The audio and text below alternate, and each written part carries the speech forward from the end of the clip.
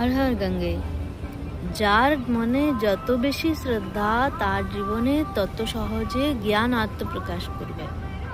সাধনা ও ভজনের মাধ্যমে অন্তঃকরণ যত শুদ্ধ হয়, জ্ঞানও তত গভীরভাবে জীবনে প্রকাশিত হয়।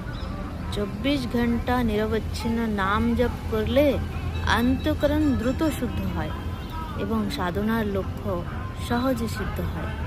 পরিস্থিতি সর্বদাই তো পরিবর্তনশীল হবে, কিন্তু তাই মনকে পরিস্থিতির উপর ছেড়ে দিলে চলবে না। তো ভগবানের চরণে স্থির তো করতে হবে, তবেই তো কল্যাণ।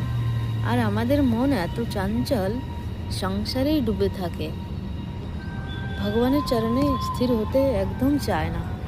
তাহলে কি করতে হবে? জবরদস্তি করতে হবে। প্রথমে মনকে বসাতেই হবে। পূজায় যার মন বসছে না, তবুও প্রতিদিন পূজা করো, পূজা করো, পূজা করো। একদিন দেখবে ঠিক ভগবানের প্রতি প্রেম উৎপন্ন হবে। যেমন কোনো স্ত্রী যদি কারো পুরুষের পছন্দ না হয়, সে স্ত্রী যদি সে ভালো হয়, তার সেবা যত্ন করতে করতে করতে করতে তার প্রতি একটা দয়া, একটা ভালোবাসা জন্মেই যায়। যেমন পশু প্রতিও তো জন্মে যায়। পশু তো আমাদের মানুষ নয়, তথাপি আমরা পশুকে কী করে ভালোবাসি? কেন? তার গুণ আছে, ভালো গুণ। তার সঙ্গে মানিয়ে নেওয়ার চেষ্টা করি, করতে করতে একসময় সে বশে এসে যায়। দেখো না, বাঘ, বনে বাঘ থাকে, রোজ যে তাকে খেতে যায়, রোজ যে তাকে ভালোবাসে, আদর করে, বাঘটা কিন্তু তার বশে এসে যায়।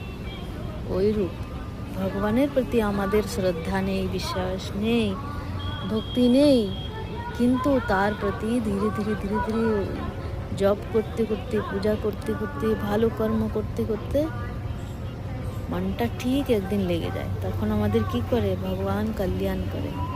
তো পরিস্থিতি সর্বদাই তো পরিবর্তন হবে, তাই মনের উপর ছেড়ে দিলে চলবে না। স্থির হয়ে ভগবানের চরণে থাকতে হবে আমাদেরকে।